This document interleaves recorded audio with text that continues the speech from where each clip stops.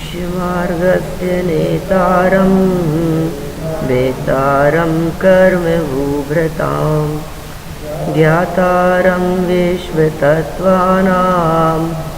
वन्दे तद्गुणलब्धये वन्दे तद्गुणलब्धये वन्दे तद्गुणलब्धये।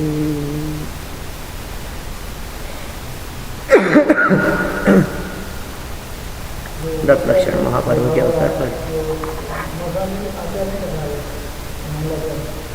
10 लक्षण महापर्व के अवसर पर यहाँ तत्वार सूत्र के सूत्रों के अर्थ करते हुए हम कल तक 6वें अध्याय तक की चर्चा पूर्ण कर चुके हैं। आज इसी क्रम में 7वें अध्याय की चर्चा प्रसंग प्राप्त है। शिष्य एक एक प्रश्न करता गया और उस प्रश्न के जवाब में आचार्य श्री के माध्यम से सूत्रों की रचना होती गई। बस पहले सूत्र से यही क्रम निरंतर चला आ रहा है। वैसे तो इस पूरे तत्वार सूत्र में 7 तत्वों का वर्णन है। पहले 4 अध्यायों में जीव तत्व की चर्चा, 5वें अध्याय में अजीव तत्व की चर्चा और 6वें और 7वें अध्याय में आश्रव तत्व की चर्चा अब यहाँ की जा रही है। कल तो चर्चा हुई थी, वो चर्चा थी कर्मों के आश्रव के कारणों की। पूरे अध्याय में कौन कौन से कर्मों के आश्रव का क्या क्या कारण है इसे विस्तार से बतलाया गया। फिर शिष्य ने प्रश्न किया कि इनसे मुक्त होने का भी कुछ उपाय है क्या, इनसे विरक्ति का भी कुछ उपाय है। उन्होंने कहा कि 5 पापों से दूर रहो, यही उपाय है। ये नया प्रश्न किया और नया सूत्र 7वें दिन ये प्रारंभ हुआ। हिंसा नृतस्तेया ब्रह्म परिग्रहेभ्यो विरतिर्व्रतम। मूल सूत्र है हिंसा नृतस्तेया ब्रह्म परिग्रहेभ्यो विरतिर्व्रतम। बहुत सरल है। 5 पापों के नाम बतलाए हैं और फिर कहा है विरति व्रतम, उनसे विरत हो जाने का नाम व्रत है। हिंसा, अनृत, अनृत माने झूठ, स्ते माने चोरी, अब्रह्म माने कुशील और परिग्रहेभ्यो और परिग्रह। हिंसा, झूठ, चोरी, कुशील और परिग्रह। विरति, इनसे विरक्त हो जाना। विरतम, व्रतम वही व्रत है, माने 5 पापों से बचना, 5 पापों से छूट जाना।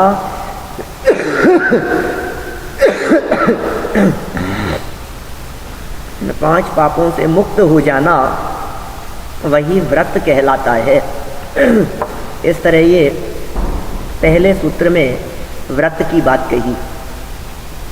फिर शिष्य ने प्रश्न किया कि ये व्रत कितने प्रकार के होते हैं। आप सोचिए, अपन होते यदि आचार्य श्री के स्थान पर तो हम तो तुरंत यह बात कह देते 5 होते हैं व्रत। उन्होंने कहा नहीं, 5 नहीं, देश सर्वतोणु महती। जो 5 प्रकार के पापों के त्याग की भावना को व्रत कहा है वो 2 प्रकार के होते हैं, देश, सर्वतो, अणु और महती। 4 शब्द हैं यहाँ। एक है देश, दूसरा शब्द है सर्वतो माने देश और सर्व। देश माने तो है आंशिक और सर्व का मतलब है संपूर्ण, पूर्णतः। अणु और महती माने छोटा और महती माने महान। एक के साथ में एक को जोड़ेंगे माने 1 2 फिर 1 2। तो पहले नंबर वाले के साथ तीसरा शब्द जुड़ा और दूसरे के साथ में चौथा शब्द जुड़ा। माने देश जो है आंशिक जो है वो कहलाते हैं अणु, अणुव्रत। और सर्व तो माने जो पूरी तरह से त्याग है इन सब का, 5 पापों का जो पूरी तरह से त्याग है वो कहलाता है महाव्रत। आ गया ये ना। देखिए, अणुव्रत पापों का थोड़ा त्याग और महाव्रत पापों का पूरी तरह से त्याग। फिर कहा कि भाई ये पापों का त्याग तो बहुत कठिन काम है। आपने कह दिया सबका त्याग कर दो, हिंसा, झूठ, चोरी, कुशील, परिग्रह। हम लोग तो घर गृहस्थी में रहते हैं, पांचों पापों का त्याग हमारे से तो एकदम ऐसा प्रैक्टिकल तो ऐसा भाई पूरी तरह हिंसा से छोड़ तो सकते हैं लेकिन पूरी तरह से नहीं छूट सकते हम। झूठ भी अब बिजनेस करते हैं, काम धाम करते हैं, तो ऐसा पूरी तरह से झूठ भी नहीं छोड़ सकते। तो आचार्य देव ने कहा देखो भाई, छूटेगा तब छूटेगा, छोड़ने की भावना तो भाव, जितना छूट सके उतना ठीक है। जब तक न छूटे तब तक इन व्रतों के पालन करने की भावना भाव, 5 पापों को पूरी तरह से छोड़ने की भावना भाव। और कहा कि ये जितने व्रत कहे हैं इन सभी व्रतों की स्थिरता के लिए 5-5 भावनाएं हैं, ये बतलाने के लिए आगे वाला सूत्र दे दिया। तत्स्थैर्यार्थम, तत्स्थैर्यार्थम, तत्स्थिति अर्थम, उसकी स्थिरता के लिए, तत्व माने वह, स्थिर अर्थम, स्थिरता के लिए, भावना पंच पंच, 5 प्रकार की भावनाएं हैं वो भाना चाहिए।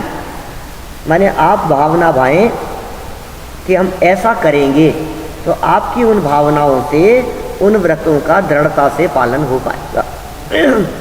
माने व्रतों से दृढ़ता के पालन के लिए ये भावनाएं जरूरी है। फिर कहा कि साहब अहिंसा व्रत का पालन करने के लिए कौन सी भावना भाएं? तो कहा 5 प्रकार की भावना भाव। ऊपर कह दिया तीसरे सूत्र में 5-5 प्रकार की भावनाएं हैं। कह रहे हो 5 भावनाएं कौन कौन सी है? कहते हैं वांग मनोगुप्तिर्यादान निक्षेपण समित्यालोकित पान भोजनानि पंच। ये जो 7वां अध्याय है, इस पूरे 7वें अध्याय में जिन शब्दों का प्रयोग किया गया है वो शब्द बहुत जटिल है, पढ़ने में थोड़े से कठिन लगते हैं। डायरेक्ट शब्दों को देखें तो अपने को लगता है यार ये क्या बात कह दी इन्होंने, लेकिन जब उस शब्द का भाव अर्थ देखते हैं हम तो बात क्लियर हो जाती है। ऐसा कठिन जैसी कोई बात नहीं है। देखो क्या क्या शब्द दिए। वांग मनोगुप्ति, माने वांग माने वचन, मनो माने मन, वचन गुप्ती और मन गुप्ती। फिर कहा ईरिया, माने ईरिया समिति। और कहा आदान निक्षेपण समिति, ईरिया समिति और आदान निक्षेपण समिति। फिर कहा समिति के बाद में आलोकित पान भोजनानी। और कहा पंच, पंच माने तो 5। क्या क्या हो गए? वांग गुप्ती, मनोगुप्ती, 2 तो गुप्ती। वचन गुप्ती का मतलब मौन, मनोगुप्ती का मतलब मन में संकल्प विकल्प नहीं चलना, 2। फिर कहा ईरिया समिति और आदान निक्षेपण समिति। ईरिया समिति कहते हैं 4 हाथ जमीन देख करके चलना, ये ईरिया समिति कहलाता है। नीचे देख करके चलना, सावधानी से चलना, ये ईरिया समिति। फिर कहा आदान निक्षेपण समिति। आदान निक्षेपण समिति क्या है? आदान, आदान, निक्षेपण माने धरना, पदार्थों को उठाना और रखना, उसमें सावधानी रखो। देख करके चलो, पदार्थों को उठाने धरने में सावधानी रखो, वचनों से सावधानी हो और मन में भी सावधानी हो, वचन और मन गुप्ती हो। और आलोकित पान भोजनानी, और भोजन पान आदि का जब ग्रहण हो तो आलोकित माने देख करके हो, देख शोध करके भोजन आदि का ग्रहण हो। आप जब इन 5 कार्यों को करेंगे और इनको करने की भावना भाएंगे तो आपका अहिंसा व्रत का पालन निर्दोष हो पाएगा। मन में किसी के प्रति हिंसा का भाव आया ही नहीं, वचन से हमने कुछ कहा ही नहीं, देख करके चल रहे हैं, पदार्थों को उठाते धरते समय सावधानी रख रहे हैं, और भोजन आदि क्रियाओं के समय में आप सावधानी है, देख करके देख सोच करके भोजन कर रहे हैं। ये 5 भावनाएं अहिंसा के संदर्भ में गई। फिर पूछा सत्यव्रत की भावनाएं कौन कौन सी है? 5 भावनाएं। तो कहा क्रोध लोभ भीरुत्व हास्य प्रत्याख्यानान्यनुविचि भाषणम च 5। क्रोध लोभ भीरुत्व हास्य प्रत्याख्यान। ये प्रत्याख्यान का मतलब होता है त्याग। इस प्रत्याख्यान को लगाएंगे हम चारों चीज़ों के साथ में। क्रोध प्रत्याख्यान, लोभ प्रत्याख्यान, भय प्रत्याख्यान, हास्य प्रत्याख्यान, तो 4 हो गई। और अंतिम कहा अनुविचि भाषणम। अनुविचि भाषणम तो कहा ये 5 भावनाएं हैं, च 5, ये 5 भावनाएं सत्य अनुव्रत की है। माने यदि आप अपने जीवन में सत्य व्रत का दृढ़ता से पालन करना चाहते हैं तो आपको ये भावना भानी चाहिए। क्या क्या? कि क्रोध नहीं करें, आप भावना भाव कि गुस्सा नहीं आए, क्योंकि गुस्से में बोले गए वचन सत्य नहीं होते। क्रोध में कुछ का कुछ कह देता है व्यक्ति। कहा लोभ होगा तो भी कुछ का कुछ बोल देता है, असत्य है। तो क्रोध नहीं होवे, लोभ नहीं होवे, भीरुत्व भय नहीं होवे, डर के मारे भी निकल जाता है कुछ भी, और हास्य हंसी में भी, यदि मजाक करते हुए भी। ये 4 बातों के तो त्याग की बात कही। और फिर कहा अनुवीची भाषणम। अनुवीची भाषण मतलब शास्त्र के अनुसार निर्दोष वचन बोलना, ये अनुवीची भाषण में। तो ये 5 तरह की भावनाएं भाने से आपके सत्य व्रत का दृढ़ता से पालन हो पाए।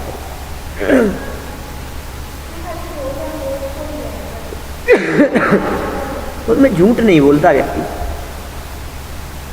ठीक है ना। अब ये एक्चुअल में 5 बतलानी है, सबके 5-5 उन्होंने एक क्राइटेरिया बना लिया, ये हम बस 5-5 के अंदर ही आपका वर्णन करके बतलाएंगे।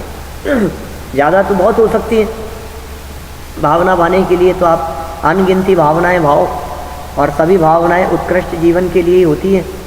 नहीं, इन्होंने सभी की 5-5 भावनाओं का उल्लेख कर दिया। भाई 5 बातों के अंदर हमने समेट लिया सबको।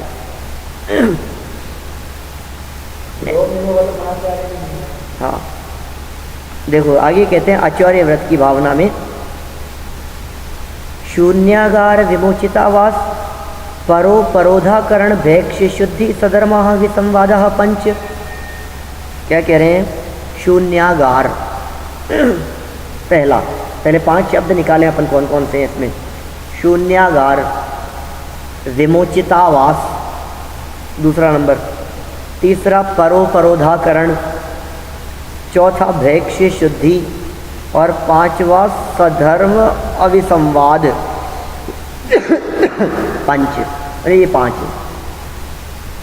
अब शब्द तो ऐसे लग रहे हैं जाने क्या कह दिया ये, अब ऐसा लग रहा है जाने क्या बातें कह दी है ये। आचार्य व्रत की भावना की बात कर रहे थे, चोरी नहीं करना, साफ साफ समझ में आती है बात। अभी क्या कहना चाह रहे हैं चोरी नहीं करने में? तो कहा ऐसे स्थान पर रहने की भावना भाव जो शून्य आगार, शून्य स्थान है, गिरी पर्वत गुफा, ऐसा स्थान जो खाली है, जहाँ निर्जन स्थान है, ऐसे स्थान पर जहाँ कोई नहीं रहता, आप वहाँ रहने की भावना भाओगे तो आपको अचौर्य की भावना दृढ़ता से पालन की जाएगी, चोरी करने का प्रसंग नहीं बनेगा। दूसरा कह रहे हैं या फिर कि साहब जंगल में रहना तो बहुत कठिन काम है, तो कोई बात नहीं, विमोचित आवास, विमोचित माने छोड़ा हुआ, ऐसा स्थान, ऐसा जगह है जिस जगह को छोड़ करके लोग चले गए हों, खाली पड़ा हो, खंडहर जैसा पड़ा हुआ हो, ऐसे मकान में रहने की भावना भाव। या फिर परोधाकरण, कि आप जिस जगह पर बैठे हैं उस जगह पर उपरोध परोपरोध अकरण, माने दूसरे लोगों को वहाँ आने जाने से रोके नहीं अपने नहीं तो फिर उस पर अधिकार हो जाएगा आपका। हम किसी जगह पर बैठे हैं और हमने यदि वहाँ दरवाज़ा बंद कर लिया, इट मीन्स वो परिग्रह हो गया हमारा, उस पर हमने अधिकार कर लिया, उस पर हमने अपने वो मालिकी हक जमा लिया, हमने मालिकाना हक। तो कह रहे हैं हम जहाँ बैठे हैं कोई भी आए जाए, हमें कोई ऐतराज़ नहीं, ऐसी भावना भाव। फिर कहते हैं भैक्ष शुद्धि, चरणानुयोग के अनुसार आहार आदि के संदर्भ में भी शुद्धि। कि साहब ये सब चीज़ें तो बिना लिए हुए हो सकती है, लेकिन जाकर के आहार तो लेना पड़ेगा मांगोगे लोगे, उसमें तो चोरी का दोष लग सकता है। कुछ भी आपने लिया, इकट्ठा किया, रखा, तो कहा नहीं नहीं, आप शुद्धि का ध्यान रखो, उसमें आपके नियमानुसार विधि अनुसार जिस तरह से पालन हो सके वैसा पालन करना। और सधर्मा विसंवाद, साधर्मियों के प्रति अविसंवाद, विसंवाद भी नहीं होना चाहिए। ये मेरा है, ये आपका है, इस तरह का जो विसंवाद है, मेरे तेरेपन का, ऐसा विसंवाद भी न करें। ऐसी भावना से आचार्य व्रत का पालन होगा। फिर ब्रह्मचर्य व्रत की भावनाएं कौन कौन सी है? उन्हें 5 भावनाएं हैं, 5 प्रकार की बातें कही है। जिन बातों के संदर्भ में आप सावधानी रखेंगे तो आपके ब्रह्मचर्य व्रत निभेगा, ब्रह्मचर्य व्रत का पालन हो पाएगा। कौन कौन सी बातें हैं? स्त्री राग कथा श्रवण, तन मनोहरांग निरीक्षण, पूर्वरतानुस्मरण, वृश्येष्ठ रस, स्वशरीर संस्कार त्याग, 5। इतनी बातें कह रहे हैं यहाँ पर। 5 बातें निकालो, इनमें से कहाँ कहाँ हैं? स्त्री राग कथा श्रवण, पहला, स्त्रियों में राग बढ़ाने वाली कथाओं को सुनना, ऐसी कहानियाँ सुनना, ऐसे फिल्मी गाने सुनना समझ लो, जिनसे राग बढ़े, जिनसे विकार भाव बढ़े, ऐसी चर्चाओं को सुनना, स्त्री राग कथा श्रवण, पहला। दूसरा, तन मनोहर अंग निरीक्षण, उनके अंगों को, शरीर अंगों को देखना। फिर तीसरा, पूर्व रतानुस्मरण, पूर्व में यदि भोग भोगे हों, पूर्व रत अनुस्मरण, पूर्व में भोगे हुए भोगों को याद करना। वृश्येष्ठ रस माने गरिष्ठ भोजन करना। स्वशरीर संस्कार, अपने शरीर को सजाना, तैयार करना, अच्छे से मेकअप वगैरह करना, तैयार होना, क्रीम पाउडर लगाना, मालिश करना, चमकाना, बाल बनाना करना, ये बहुत सावधानी।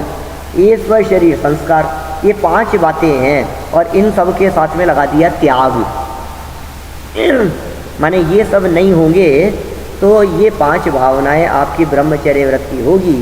यदि आप ब्रह्मचर्य व्रत का पालन करना चाहते हैं तो आप स्त्रियों में राग बढ़ाने वाली कथाओं को न सुने, उनके मनोहर अंगों का निरीक्षण न करें। 2, पूर्व में भोगे जो भोग पहले, उनका न हो वे सुमिरन। भावना बातें हैं ना अपन ऐसी बोलते हैं, कभी नहीं बोलते, दिन रात मेरे स्वामी में भावना ये भाव उसमें है लाइन ऐसी एक, भोगे जो भोग पहले, उनका न होवे सुमिरन। पहले के जो भोगे हैं भोग, उनका स्मरण भी न होवे। ये 3 हो गया। और गरिष्ठ भोजन भी न करे। और 5 कहा अंतिम, अपने शरीर का संस्कार भी न करे। तब जाके आपका ब्रह्मचर्य व्रत उत्कृष्ट रीति से निभ पाएगा। आप सोचिए, आज के समय में ब्रह्मचर्य व्रत का पालन करने वाले या व्रत लेने वाले क्या इस तरह की भावना भाते हैं? क्या वे शरीर संस्कार से दूर रहते हैं? क्या वे गरिष्ठ भोजन से बचने की चेष्टा करते हैं? ये भावना भाव आप इससे दृढ़ता से पालन हो पाएगा। गरिष्ठ भोजन से परिणाम बिगड़ते हैं। मतलब भाव बिगड़ते हैं, समझ लो उसी तरह के शरीर में परिवर्तन आदि उसी तरह का होता है, तो हम उन चीज़ों से बचें। परिग्रह त्याग की भावना, उसके लिए 5 कौन कौन सी भावनाएं हैं? कहते हैं मनोज्ञा मनोज्ञेन्द्रिय विषय राग द्वेष वर्जनानि 5। कौन कौन से हो गए? मनोज्ञ, अमनोज्ञ, इंद्रिय विषय, राग और द्वेष और वर्जनानी। वर्जनानी माने इनका त्याग। परिग्रह त्याग के लिए आप मनोज्ञ विषयों का त्याग करें, अमनोज्ञ विषयों का त्याग करें, इंद्रिय विषयों का त्याग करें, राग का और द्वेष को भी यथासंभव छोड़ें, तो आप परिग्रह का जो त्याग है आपके, वो दृढ़ता से निभ पाएगा। साहब ये तो बहुत मुश्किल है, आपने इतनी सब भावनाएं कह दी, हमारे तो बस की बात नहीं लगती। बोले क्यों नहीं लगती?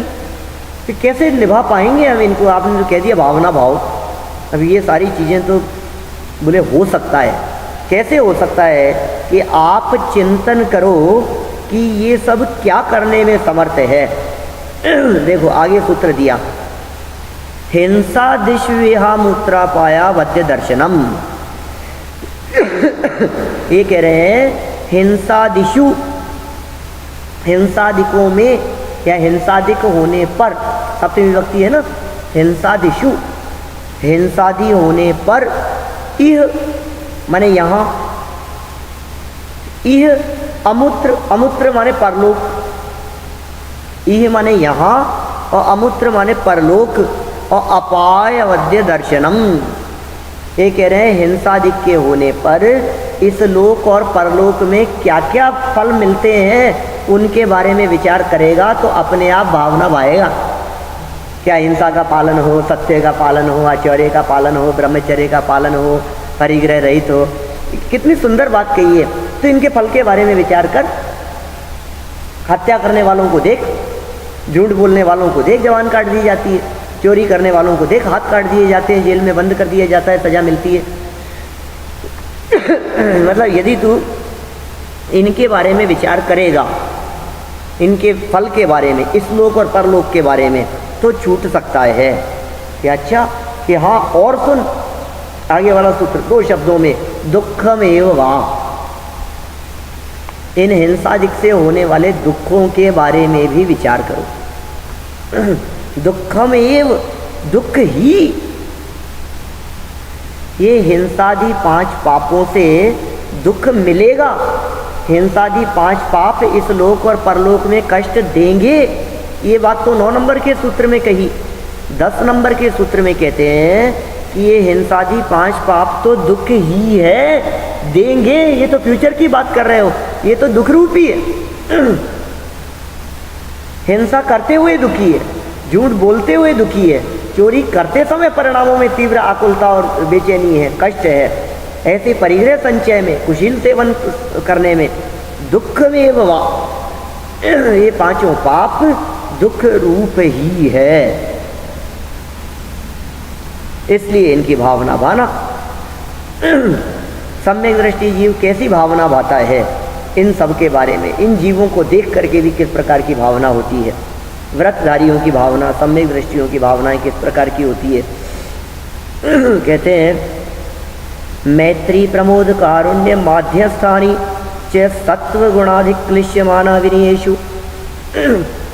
4 शब्द दिए हैं, 4 भावनाएं कही है और 4 प्रकार के लोग कहे हैं। 4 और 4 8 शब्द हैं इसमें, ध्यान दीजिए। 1 2 3 4 और फिर 1 2 3 4, फिर पहले के साथ पहला, दूसरे के साथ दूसरा, तीसरे के साथ तीसरा और चौथे के साथ चौथा। इसी क्रम से चलेंगे। देखो एक एक। मैत्री पहला, फिर प्रमोद, प्रमोद माने प्रसन्नता, फिर तीसरा कारुण्य, करुणा, फिर माध्यस्थानी माने मध्यस्थ भाव। ठीक है, ये 4 बातें हो गई।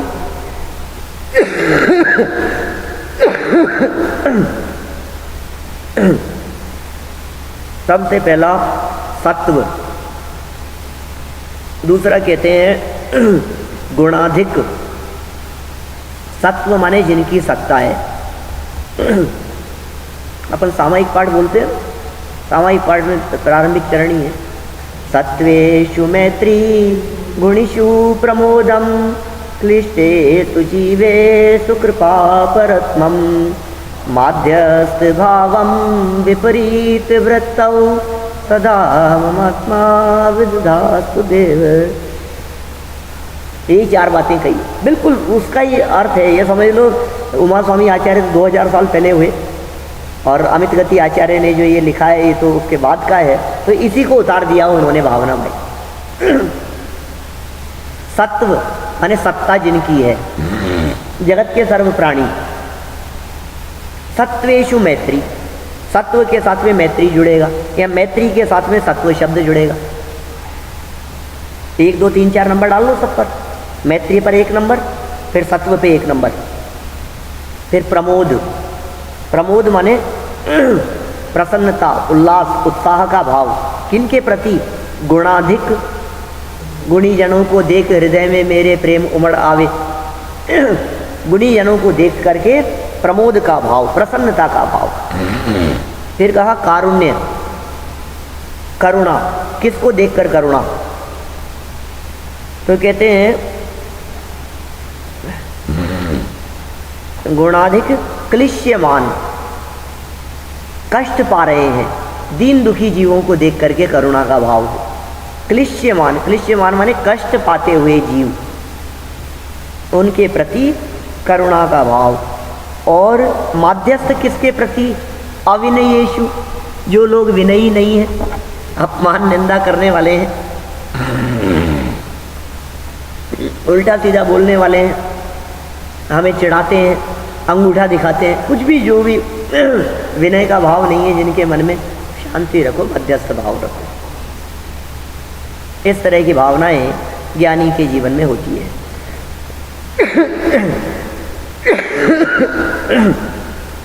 और बात कहते हैं बड़ी गजब की, भैया ये सारी भावनाएं तभी सफल रीति से संपन्न हो सकती है जब तू वैराग्य की भावना भाएगा। बोले वो कैसे हो सकता है? आचार्य श्री, वैराग्य तो बहुत मुश्किल है मेरे जैसे व्यक्ति के लिए, तो वैराग्य की तो बात ही मत करो आप। तो वैराग्य मुश्किल नहीं है, सबसे सरल है वैराग्य। बोले सबसे सरल कह रहे हो आप? कि हाँ, जगत काय स्वभाव हुआ संवेग वैराग्यार्थम। 3 बातें कह दी इसमें, जगत, काय और स्वभाव। जगत का और काय का स्वभाव देख लो तो वो संवेग वैराग्यार्थम, संवेग हुए बिना न रहे, वैराग्य हुए बिना नहीं रहे, इनसे विरक्ति हुए बिना नहीं रहे। आप संसार का स्वरूप तो देखो क्या। जब आप जगत का स्वरूप देखते हैं तो जगत के लोगों को देखते हैं, लोगों के हृदय में व्याप्त मायाचारी को देखते हैं, छल कपट को देखते हैं, बेईमानी, धोखाधड़ी, शरीर के स्वरूप को देखते हैं, शरीर की अशुचिता, अपवित्रता का जब विचार करते हैं, दिपे चाम चादर मड़ी हाड़ पिंजरा देह, भीतर यासम जगत में और नाई गिन गे, त्वल रुधिर राध मल थैली की कस वसा दिते मैली, और नवद्वार भये घिनकारी अस देह करे किम यारी। वैराग्य हुए बिना नहीं रहता।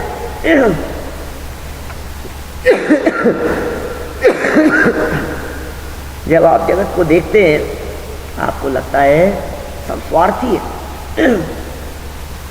एक एक व्यक्ति आपको स्वार्थी दिखाई देता है, ये सारी दुनिया स्वार्थी दिखाई देती है, स्त्री पुत्र परिवार मित्र सब स्वार्थी दिखाई देते हैं। वैराग्य कैसे नहीं होगा? उनके स्वरूप के बारे में विचार नहीं करता, मोह हावी रहता है माथे पर और विचार नहीं करता, इसलिए अपनापन किए रहता है। गहराई से विचार करो उन चीज़ों के बारे में, अपने व्यापार के बारे में, व्यापारियों के बारे में, अपने मित्रों के बारे में, पत्नी पुत्र आदि के बारे में। सब स्वार्थ के हैं भीरी, ठगों की टोली कहते हैं इनको। क्या ठग हैं ये सब, अपने परिवारजन लूट लेने वाले हैं, अपनी स्वरूप संपदा को लूट लेने वाले हैं। अच्छा नहीं लगते ऐसे शब्द, लेकिन सच बात यह है, जब तक उनका स्वार्थ सिद्ध होता हुआ दिखाई देता है तब तक वे तुझे अपना कहते हैं। जिस दिन उनका स्वार्थ सिद्ध होता हुआ नहीं दिखाई देगा उस दिन समझ लीजिए वो तुझे अपना भी नहीं मानेंगे, छोड़ देंगे।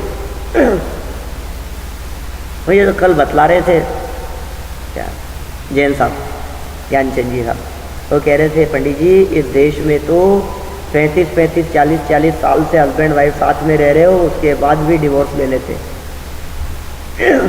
इस देश का तो हाल ही ऐसा है कि क्यों, क्या हो गया, 35-40 साल साथ में रहने के बाद भी तलाक। कि हाँ स्वरूप ही इसी तरह का है, सब स्वार्थी है, स्वार्थ सिद्ध होता हुआ नहीं जाना, छोड़ दिया। बच्चों की ऐसी हालत है, संवेग वैराग्यार्थम, ये सब वैराग्य के लिए है। चलिए अब कहा, शिष्य ने प्रश्न किया कि साहब आपने व्रतों की भावना तो बतलाई, आपने ये भी कहा पहले सूत्र से ही हिंसा छोड़ दो, झूठ छोड़ दो, चोरी कुशी परिग्रह मत करो, मेरे को ये बात बतलाओ हिंसा कहते किसको है, हिंसा का क्या स्वरूप है, ये प्रश्न किया। तो कहा प्रमत्त योगात प्राण व्यपरोपणम हिंसा, ये परिभाषाएं बतला रहे हैं 5 पापों की। अब आप सोचो कौन से लेवल के लोगों के लिए है ये तत्वार सूत्र, कठिन नहीं है। सामान्य से सामान्य व्यक्ति, प्रथम भूमिका वाला शिष्य भी पढ़े उसके लिए तत्वार सूत्र है, और गहन से गहन अभ्यासी व्यक्ति, सूक्ष्म जिनका खूब अभ्यास हो वो पढ़े तो उनके लिए भी ये तत्वार सूत्र है। हर लेवल के लिए है ये तत्वार सूत्र, सब कुछ बातें, अब छोटी छोटी बातें बतला रहे हैं, हिंसा किसे कहते हैं वो लोग। और लेकिन व्याख्या बड़ी गजब की है, बहुत मार्मिक। ये व्याख्या ऐसी है, आपसे अभी पूछते हिंसा किसे कहते हैं तो आप क्या कहते बोलो, किसी जीव को मारना, पीटना, सताना, यही हिंसा है ना। कोई जीव मर जाए उसका नाम हिंसा है। लेकिन उमा स्वामी आचार्य बहुत मार्मिक शब्द दिया है इन्होंने यहाँ, प्रमत्त योगात, प्रमाद का योग यदि साथ में होगा, फिर प्राण व्यपरोपणम, फिर प्राण छीन लेना किसी के, वो हिंसा है। और प्रमाद यदि नहीं है और जीवों का घात भी यदि हो गया है तो हिंसा का पाप नहीं लगता। आचार्य कुंद कुंद स्वामी समाचार में इसी तरह की गाथाएं देते हैं, मूल गाथाएं। प्राणी मरे या ना मरे, हिंसा अयत्नाचार से, असावधानी से हिंसा है। प्राणी मरे या ना मरे, हिंसा अयत्नाचार से, तब बंद होता है नहीं जब रहे यत्नाचार से। देखो कोई गृहस्थ व्यक्ति है, चल रहा है, इधर उधर देख करके चल रहा है, बातें करते हुए चल रहा है, नीचे नहीं देख रहा, और एक भी जीव नहीं मरा तो भी बोलते हैं हिंसा का पाप लग रहा है। एक भी जीव नहीं मरा तो भी हिंसा का पाप लग रहा है। और महामुनि राज हैं, 4 हाथ जमीन देख करके चल रहे हैं, और उन्होंने कदम रखा और कोई उड़ता हुआ जीव पैर के नीचे आ गया, मर गया, तो कहते हैं तो भी हिंसा का पाप नहीं है। मुनिराजों को हिंसा का पाप नहीं लगता। क्यों नहीं लगता? क्योंकि प्रमादी नहीं है, सावधानी पूर्वक चल रहे हैं। इसलिए हिंसा का लक्षण क्या है? प्रमाद के योग से, प्रमत्त योगात, प्रमाद के होने पर, योगात मन वचन काय की जो प्रवृत्ति है उससे प्राण व्यपरोपणम, दूसरे के प्राण निकल जाना, हिंसा, हिंसा है। अच्छा, इसका नाम हिंसा है। झूठ किसे कहते हैं? प्रश्न किया तो कहा असद अभिधानम अनृतम, असत अभिधानम अनृतम। असत माने जो वस्तु स्वरूप के विरुद्ध है वो असत्य है। सत द्रव्य लक्षणम, असत यानी जैसी वस्तु नहीं है, जैसा वस्तु का स्वरूप नहीं है, तो असत। अभिधान कहते हैं शब्दों को। असत अभिधानम अनृतम, अनृत माने वो झूठ है। गलत शब्द निकलना, मिथ्या शब्द निकलना, वो सब झूठ कहलाता है। असद वेनानम अनृतम। फिर प्रश्न किया चोरी किसे कहते हैं? अदत्तादानम स्तेयम। ये बहुत मार्मिक व्याख्या की है इसकी टीकाकारों ने, व्याख्याकारों ने। यहाँ तो सीधा सीधा सा अर्थ निकलता है अदत्त आदान। दान माने होता है देना और आदान माने होता है ग्रहण करना। अदत्त बिना दिए हुए, अदत्त बिना दी हुई वस्तु को आदान ग्रहण कर लेना, स्तेयम चोरी है। हम लोग परिभाषा बनाते हैं तो हिंदी में जब बोलते हैं, बच्चों को पढ़ाते हैं, किसी की रखी हुई, पड़ी हुई, भूली हुई वस्तु को बिना उसकी आज्ञा के उठा लेना या उठाकर किसी दूसरे को दे देना चोरी कहलाता है। बोलो, छोटे छोटे बच्चों को याद है, बचपन से याद होगी, पाठशाला में बचपन में पढ़ते थे तब से याद है परिभाषा। किसी की रखी हुई वस्तु है, भूली हुई है, पड़ी हुई है, अब आपने उसको उठा लिया, दूसरे को दे दिया उठा करके, खुद के पास में रख लिया, ये चोरी का पाप लगता है। ये कह रहे हैं यहाँ, क्योंकि वो आपको दी नहीं है किसी ने, आपने बिना दिए ले लिए। आपकी अपनी वस्तु है तो आप कुछ भी करें, लेकिन किसी दूसरे की वस्तु है तो बिना दिए हुए आप नहीं लेंगे। अदत्ता दानम स्तेयम, वो चोरी है। इसकी मार्मिक व्याख्या की है व्याख्याकारों ने, मैं बतला, बहुत जबरदस्त व्याख्या। अदत्ता दानम का अर्थ क्या लगाना? अदत्ता दानम का अर्थ सिर्फ देना ही नहीं है, देने वाला यदि बिना परिणामों के दे रहा है तो भी अदत्ता दान है। एमएन जी साहब, मतलब सामने वाले, अब देखो यदि इसकी व्याख्या ऐसी मानोगे कि क्या हो गया साहब, दिया तो इसी ने है, कि नहीं नहीं नहीं, चोरी है। सामने वाले का दिल दुखा करके यदि आपने कोई वस्तु ली है तो वो चोरी कहलाएगी। बहुत मार्मिक व्याख्या है। कैसे, मैं बतलाता हूँ। देखो, डाकू और चोर में क्या अंतर है? चोर छिप करके आते हैं और डाकू सूचना दे के आते हैं। डाकू सूचना देते हैं, लिख करके चले जाते हैं, इतने तारीख इतने बज के इतने मिनट पर आऊँगा, क्या बचा सके तो बचा लेना, और घोड़े पे दौड़ते हुए आएंगे, बंदूक लेकर के और उड़ा के ले जाएंगे। ऐसे ही चोर बेचारा डरता हुआ आता है, इतना फर्क है। डाकू डकैती करने वाले आपके घर में आए, आपसे कहा, मुकेश जी साहब आपसे बोला कहाँ है तिजोरी की चाबी, लेकर के आओ। आप तिजोरी की चाबी लाए, अब खोल इस तिजोरी को। आप ही ने खोला, बोले सारा माल इस थैले में भर दे। भर दिया। बोले अब इस थैले को गाड़ी पे रखवा करके आ, रख दिया। अब एक काम कर, अब पीछे घूम जा और वापस लौट जाओ, पीछे मुड़ के मत देखना, चला जा अंदर, और माल लेकर के चले गए। फिंगरप्रिंट्स देखोगे तो आप ही के मिलेंगे, कहीं नहीं मिलेंगे। चोरी की कि नहीं की उसने, बोलो ये चोरी है या नहीं? बंदूक आपके माथे पर रख करके आपसे काम कराएं और दबाव में आकर के आपने दिया, और फिर वो डाकू ये कहे कि भैया मैं तो उमा स्वामी का शिष्य हूँ, बिना दिए नहीं लेता, चोरी नहीं करता, तुमने दिया है, अपने हाथ से दिया है तो लेकर के आया हूँ, चोर है कि नहीं है? बोलो। देने वाले के परिणाम दुखा करके यदि आपने किसी वस्तु को लिया है तो वो चोरी के अंतर्गत आएगा। और मैं इसकी कभी कभी ऐसी कठोर व्याख्या तक कर देता हूँ कि लोगों को समाज में जचता नहीं है। मैं तो कभी कभी ऐसा भी कह देता हूँ, मंदिर के लिए ही सही, सामाजिक कार्यों के लिए ही सही, अपने प्रतिष्ठादिक कार्यों के लिए ही सही, आप किसी के घर पर गए और उस व्यक्ति की 11,000 देने की भावना है और आप 5 पंच मिलकर के गए और दबाव डाल करके आप 21,000 ले आए, आप चोरी करके आए। उसकी देने की भावना नहीं थी भाई, वो क्या करे? बोलो, किसी व्यक्ति की देने की जितनी भावना है अपनी सामर्थ्य के अनुसार व्यक्ति धर्म क्षेत्र में देता है, और आप लोग सब मिलकर के उसके घर पे पहुंच गए। आपने कहा नहीं तब देना ही पड़ेगा साहब, या मैं नहीं दे पाऊँगा यार, नहीं नहीं नहीं साहब सबने दिया, आपको तो देना ही पड़ेगा साहब, इसमें क्या हो गया कि नहीं नहीं अभी थोड़ा मंदी का टाइम है, इतना बिजनेस भी नहीं चल रहा है, थोड़ी स्थिति नहीं है। फिर दूसरा बोलने लगा, फिर तीसरा बोलने लगा, चलो ले कोई बात नहीं ले जाओ, क्या करें बोलो ऐसी स्थिति में। चोरी है या नहीं है बताओ मुझे। अदत्ता दानम इस्तेम, देने वाले के भाव नहीं थे, तुमने जबरन ले लिया, चोरी का पाप है। वो लोगों को जचती नहीं है यार, आप क्या हमारी दुकानदारी बंद कराओगे। दुकान बंद कराने की बात नहीं है भैया, वस्तु स्थिति है।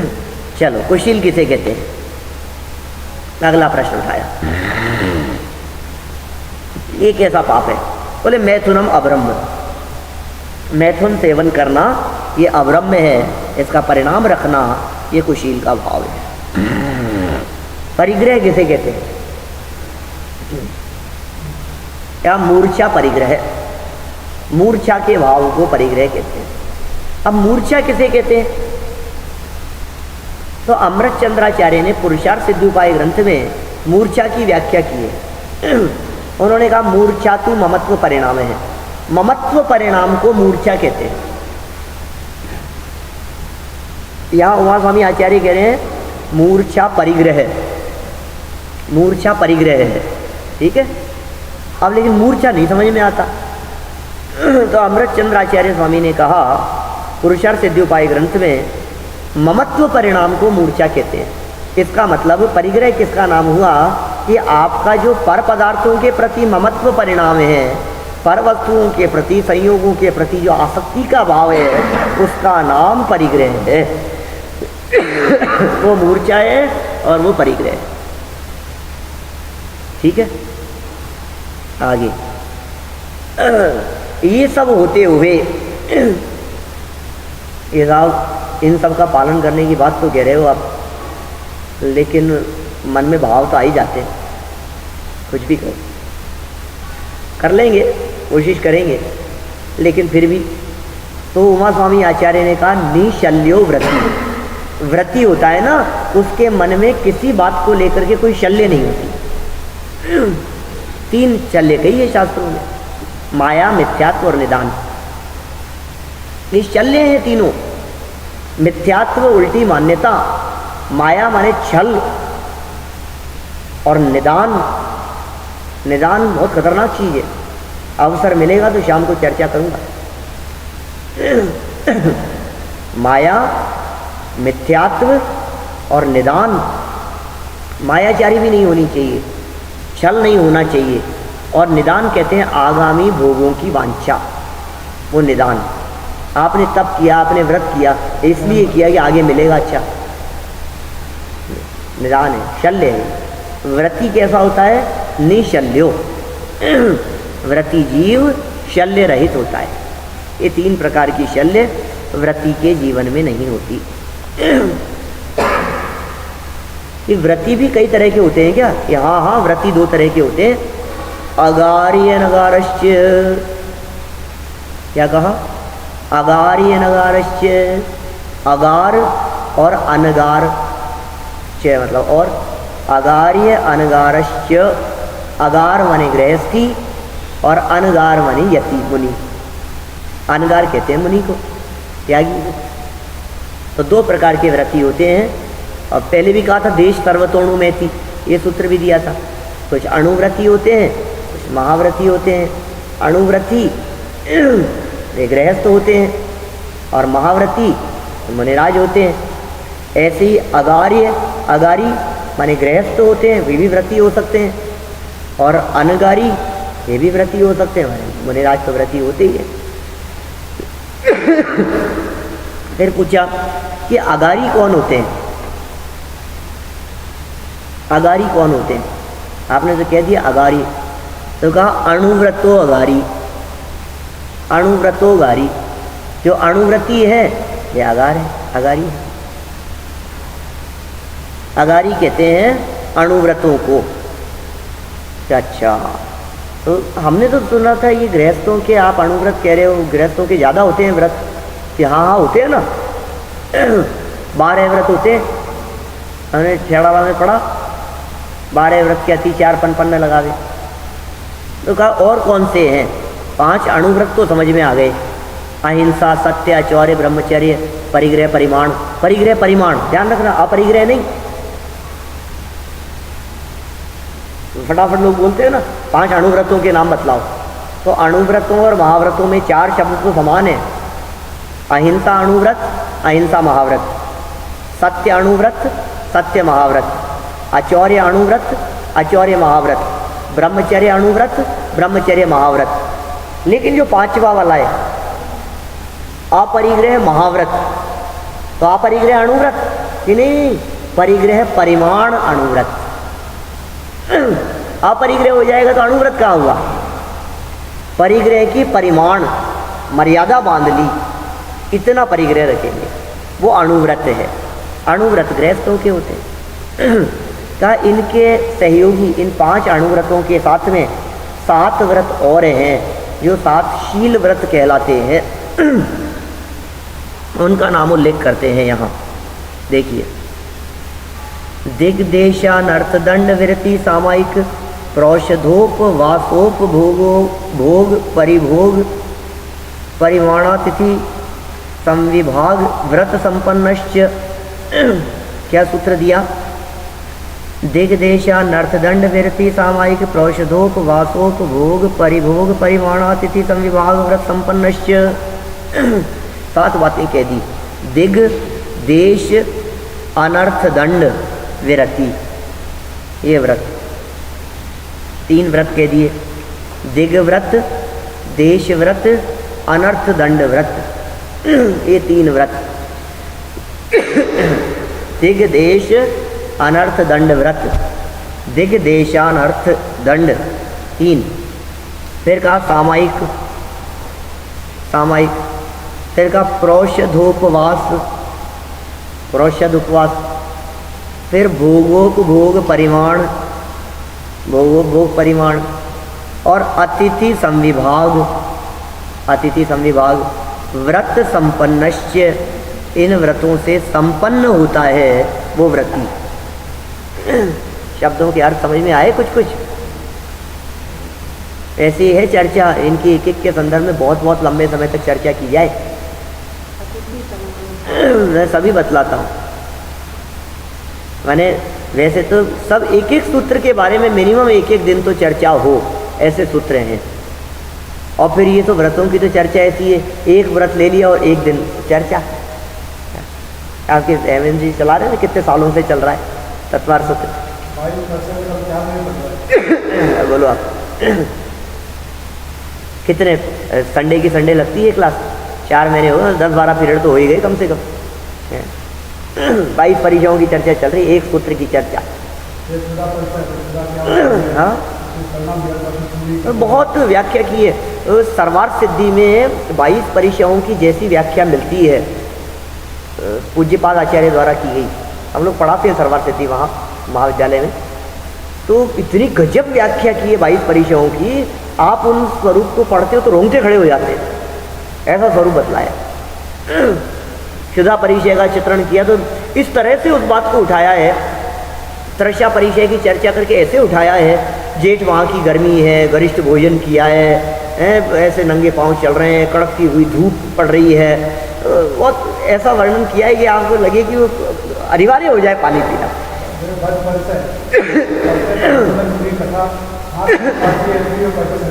सही बात। खैर चलिए, देखिए क्या कहते हैं। दिग माने दिशाएं, देश और अनर्थ दंड, 3 व्रत हैं। दिग व्रत, देश व्रत, अनर्थ दंड व्रत। चैड़ालाकार ने भी बहुत सुंदर चर्चा की इसके संदर्भ में, 4थी डाल के अंतिम छंदों में चर्चा है। तो कहा है ऐसा दिग व्रत के संदर्भ में, 10 दिस गमन प्रमाण आन सिर सकल निवारे, 10 दिस गमन प्रमाण ठान अन सकल निवारे, ये दिग व्रत। फिर देश व्रत के लिए कहा, ताहू में फिर ग्राम गली गृह बाग बजारा, गमना गमन प्रमाण ठान अन सकल निवारा। फिर आगे अनर्थ दंड के लिए तो 5 लाइनें दी उन्होंने, 5 प्रकार के भेद हैं अनर्थ दंड के। काहू की धन हानि किसी जय हार न चिंते, देयन सो उपदेश होय अघ वनज कृषिते, कर प्रमाद जल भूमि वृक्ष पावक न विराधे, अति धनु हल हिंसोप करण नहीं दे यश लाधे, राग द्वेष करतार कथा कहूँ न सुनीजे, और हूँ अनर्थ दंड हेतु अघ तिन्हें न कीजे। अनर्थ दंड बिना मतलब का पाप। दिग्व्रत क्या चीज है? जाने आने की मर्यादा बना ली दिशाओं में, 10 दिशाओं में जीवन पर्यंत के लिए, इससे आगे मर्यादा का उल्लंघन नहीं करेंगे जीवन भर। दिग्व्रत। देशव्रत, आज चतुर्दशी का दिन है, आज अष्टमी है, आज ऐसा है, आज पर्व का दिन है, आज हम इस एरिया से बाहर नहीं निकलेंगे, ये देशव्रत। समय की मर्यादा लेकर के 10 लक्षण पर्व चल रहे हैं, 10 दिन के लिए नगर की सीमा के बाहर नहीं जाएंगे, ये देशव्रत। मर्यादित और मर्यादित कर लिया दिग्व्रत को, ये देशव्रत हो गया। अनर्थ दंड में क्या कहा है? खामखा का पाप। मैं अनर्थ दंड को व्याख्या करते हुए कहता हूँ अनर्थ दंड। अन माने नहीं, अर्थ माने मतलब प्रयोजन, और दंड माने सजा, माने बिना ही मतलब सजा। खामखा में कुछ नहीं किया हमने, अब बिना ही मतलब आप ऐसा काम कर रहे हो जो सजा के हकदार हो। ये कैसा? हाथ में पेन लेकर के लकीटे कर रहे हो, अनर्थ दंड है। जमीन पे बैठे हो, खोद रहे हो, घास उखाड़ रहे हो, हैं, चलते चलते पेड़ की पत्ती तोड़ रहे हो, अनर्थ दंड है। ऐसी क्रिया, जो क्रिया फिजूल की क्रिया हो, जो लौकिक और पारलौकिक किसी से संबंध न रखती हो, वो क्रिया अनर्थ दंड कहलाती है। खामखा की क्रिया। आपने बुजुर्गों से ऐसा सुना होगा, हम तो सुनते थे, चेयर पर बैठ करके पैर नहीं हिलाते बेटा। क्या हमारे दादी जी ऐसा बोलते थे, बैठ करके ऐसे पैर हिलाते थे, ऐसा नहीं करते। फिर हम पूछते थे क्यों नहीं करते, क्या हो गया? हमें अच्छा लगता है। ये कह दिया ना नहीं करते बस। तब उन्हें नहीं पता था, हम बताते हैं वो अनर्थ है। खामखा में हिंसा हो रही है, वायुवाहिक जीवों की हिंसा हो रही है, बिना मतलब निष्प्रयोजन क्रियाएं है, दूसरे का उपयोग विचलित होता है, अनर्थ दंड नहीं करना। 3 हो गए। फिर क्या कहा? सामायिक। सामायिक तो आप जानते ही हैं। फिर कहा प्रोषधोपवास। प्रोषधोपवास ये क्या चीज़ है? प्रोषधोपवास माने विधि पूर्वक, नियम पूर्वक उपवास करना। प्रोषधोपवास 16 पैर का उपवास होता है, 48 घंटे का उपवास होता है। अष्टमी का यदि उपवास है तो सप्तमी के दिन एकासन, और नवमी के दिन एकासन, और अष्टमी के दिन उपवास। और उसमें भी कैसे विधि पूर्वक कि सप्तमी के दिन यदि आपने भोजन 1 बजे लिया है, अष्टमी को नहीं लिया, तो नवमी को एक टाइम भोजन 1 बजे बाद में लेंगे। प्रोषधोपवास। भोगोपभोग परिमाण, भोग और भोग की मर्यादा ले लेना। अतिथि संविभाग। मुनि को भोजन दे फेर निज करे आहारे। दौलत राम जी कहते हैं व्रती श्रावक मुनिराजों को आहार देकर के ही आहार ग्रहण करता है। यदि मुनिराज नहीं हो तो फिर क्या करे कि मुनिराज के आहार के समय को टालकर उसके बाद भोजन ग्रहण करता है, मुनिराजों के आने का इंतजार करता है। कि साहब यहाँ तो नहीं आ सकते कोई भी। अरहत दत्त सेठ के साथ में हुआ था ऐसा। अरहत दत्त सेठ था, चातुर्मास का समय था, नगर में कोई मुनिराज नहीं थे। ये मुनिराज आहार के लिए आए उनके यहाँ। उसने कहा नहीं, चातुर्मास का समय, मुनिराज थे ही नहीं, ये कहाँ से आ गए, आगम के प्रतिकूल है ये तो। उन्होंने आहार नहीं दिया। फिर दूसरी जगह पर आहार हुआ उनका मुनिराज का, और पंचाश्चर्य हुए, रत्नवृष्टि हुई, तो पता लगा कि ओहो वे तो 4 रिद्धिधारी मुनिराज थे, मैंने उनको आगम के प्रतिकूल जान करके आहार नहीं दिया। उन्हें पश्चाताप हुआ, फिर बाद में उन्होंने प्रायश्चित किया। तो आप यहाँ कनाडा में हैं तो यहाँ मुनिराज नहीं आ सकते? आ जाए उतर करके, कहीं से भी गमन करके, कहीं भी विहार करते हुए। भावना। भावना है अतिथि संविभाग, अतिथियों को, व्रतियों को, मुनिराजों को, त्यागियों को उनके योग्य निर्दोष भोजन कराना। चलिए बहुत समय हो गया, ज़्यादा लंबा ले लिया इस सूत्र को अपन ने। आगे वाला सूत्र तो बड़ा चर्चित रहा अभी विगत दिनों में, काफ़ी दिनों से चर्चित रहा नहीं। मारणांतिकिम सल्लेखनाम जोशिता, सल्लेखना और समाधि मरण का कितना प्रसंग चल रहा था। राजस्थान हाईकोर्ट के द्वारा ऐसा फैसला सुना दिया गया कि सल्लेखना जो है ये आत्महत्या के बराबर अपराध है। तो काफ़ी बवाल खड़ा हुआ, बहुत मौन जुलूस वगैरह निकाला, काफ़ी तैयारी की। अभी भी हमें जाकर के वापस उसी दिशा में लगना है। एडवोकेट साहब के साथ में बैठ कर के इस केस को देख रहे हैं। नहीं, स्टे लगाया है लेकिन अभी तो केस तो चल रहा है, अभी सुनवाई है। अभी 90 डेज़ के अंदर अंदर हमारे को वापस जा कर के करना है वो काम। अभी आते समय भी बात चल रही थी, वकील साहब के साथ बैठ कर के कर रहे हैं, उसका मैटर वगैरह निकाल रहे हैं, तैयार कर रहे हैं, तैयारी कर रहे हैं। जैसे भी पहले भी बहुत तैयारी करी, हाई कोर्ट के पहले भी तैयारी कर रहे थे हम लोग, जब ये केस उठ रहा था तब नहीं हुआ। खैर जो भी है, खैर चलिए इस सूत्र की व्याख्या में पूज्यपाद आचार्य ने, अकलंक देव आचार्य ने, विद्यानंदी ने श्लोक वार्तिक में बहुत स्थानों पर ये कहा है, ऐसे प्रश्न उठाए हैं कि साहब सल्लेखना आत्महत्या है क्या? सल्लेखना तो आत्महत्या है। फिर उन्होंने प्रश्न उठा करके जवाब दिया कि आत्महत्या नहीं है, क्योंकि इसमें क्या है, मारणांतिकिम, मरण का काल उपस्थित होने पर, मरण अंतिकिम, अंत समय उपस्थित होने पर सल्लेखनाम और जोशिता शब्द का अर्थ है अत्यंत प्रीतिपूर्वक, भावनापूर्वक और सम्यक काय कषाय लेखना, सल्लेखना ऐसा कहा है। सम्यक रीति से काय और कषायों को क्रश करना वो सल्लेखना कहलाता है। इंद्रियों को क्रश करना, कषायों को क्रश करना। वास्तव में सल्लेखना में मूल पॉइंट तो कषायों को क्रश करना है, और आत्महत्या में कषायें बहुत तीव्र होती है। कषाय माने दुखी होकर के, पीड़ित होकर के, परिणाम आकुलित व्याकुलित होकर के आत्महत्या की सोचता है व्यक्ति। और यहाँ तो देह के प्रति स्नेह को छोड़ करके मंद कषाई होकर के, शांत परिणामी होकर के देह का त्याग करता है, ऐसी बात है। चलिए आगे प्रकरण दिया कुछ अतिचारों के संदर्भ में। ये भी बड़ा खतरनाक सा प्रकरण लगता है, क्योंकि इसमें जो अतिचारों की चर्चा की है तो ऐसे ऐसे अतिचार बतलाए हैं जो दिमाग काम नहीं करता उनमें। और लेकिन ऐसा समझ लीजिए आप कि ये सब अतिचार हैं, क्योंकि ये सब दोष हैं, इसलिए ज्ञानी जीव व्रतों का पालन करते समय ऐसा दोष नहीं लगाता। जैसा दौलत राम जी ने कहा ना, 12 व्रत के अतिचार पन पन न लगावे, मतलब 12 व्रतों के 5-5 अतिचार जो कहे हैं वो न लगावे, माने व्रतों के पालन करते समय अतिचार न लगे, व्रतों में दोष नहीं आए। बस ये सबके अतिचार कहे हैं इन्होंने। देखिए फटाफट देखते हैं अपन। शंका कांक्षा विचिकित्सान्य दृष्टि प्रशंसा संस्तवः सम्यक दृष्टिरतिचारः। सम्यक दर्शन के अतिचार, सम्यक दर्शन के कितने अतिचार कहे हैं, देखिए क्रम से है।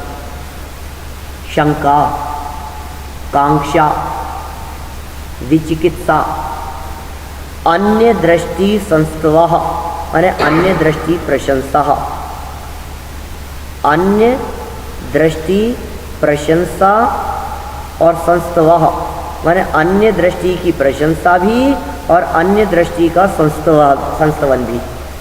ये सब क्या है, सम्यक दृष्टि जीव के अतिचार हैं, जो अतिचार सम्यक दृष्टि ज्ञानी जीव के जीवन में नहीं होने चाहिए। लोगों के प्रति कांक्षा नहीं होनी चाहिए, कांक्षा। शंका, जिन वचनों में शंका नहीं होनी चाहिए, शंका और कांक्षा। विचिकित्सा माने घृणा नहीं होनी चाहिए, विचिकित्सा माने ग्लानि का परिणाम।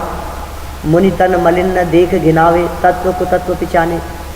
और अन्य दृष्टि प्रशंसा, मिथ्या दृष्टियों के ज्ञान तपादि को अच्छा मान करके उसकी प्रशंसा नहीं करता, उनकी प्रशंसा भी नहीं करता और उनका संस्तवन भी नहीं करता।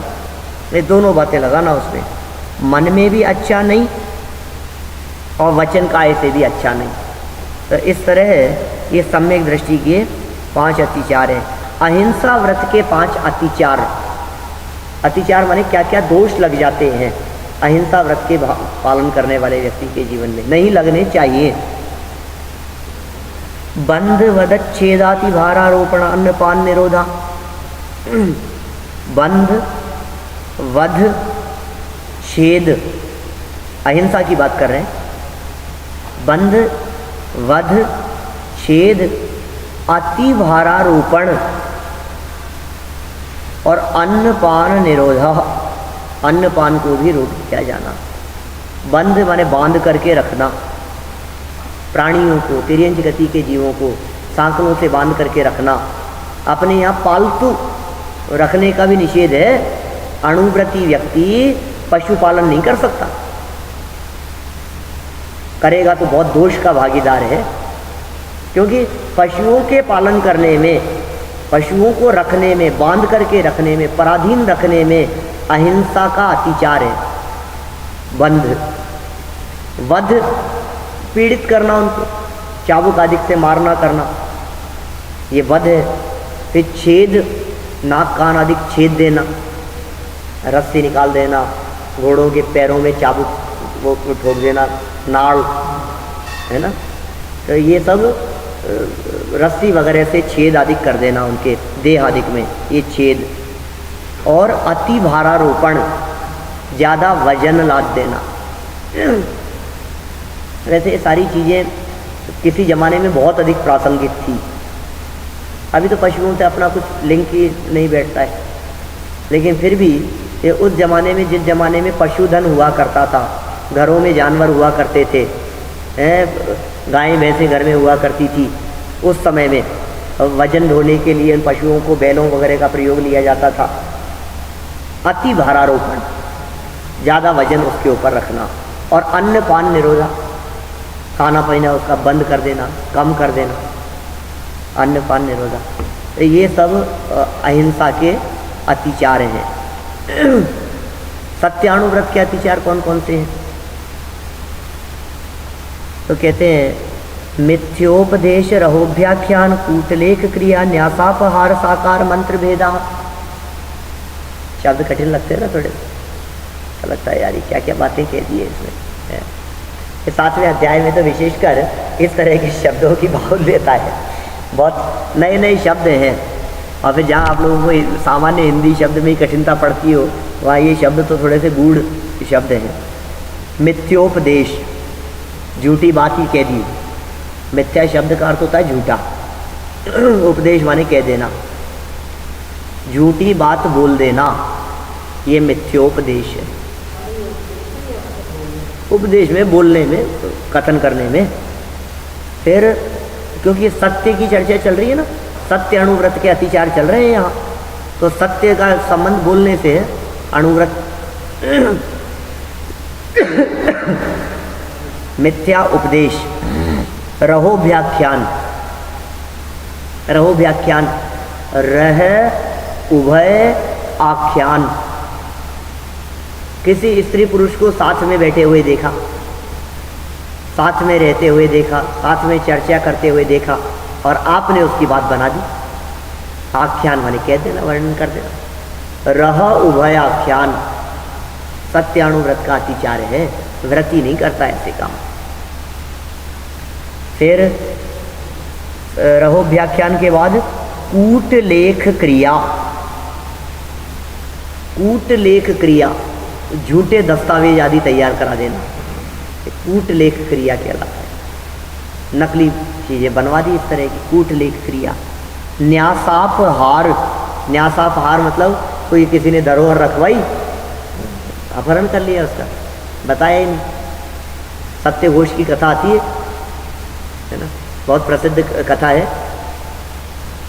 शायद समुद्र विजय नाम था जो व्यापारी था उसका, वो सत्यघोष के पास में अपने रत्न रखवा करके गया है। मैंने तो नहीं सुनाई।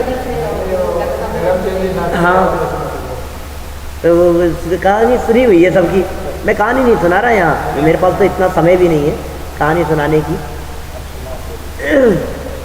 वो रत्न रखवा करके गया, पूरे उसकी धाक थी पूरे नगर में सत्य घोष की, और अपने पास में कटार वगैरह वो सब रखता था कि यदि मैं झूठ बोलूँ या किसी का धन रख लूँ, वैसा चोरी का भाव आए तो जीप काट लूँ अपनी, ऐसा रखता था बांध करके।